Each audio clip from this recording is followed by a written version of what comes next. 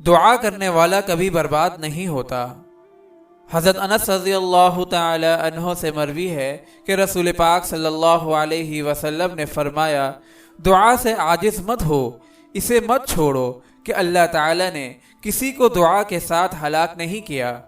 فائدہ: دعا کرنے والا مصائب اور حوادث سے بچا رہتا ہے۔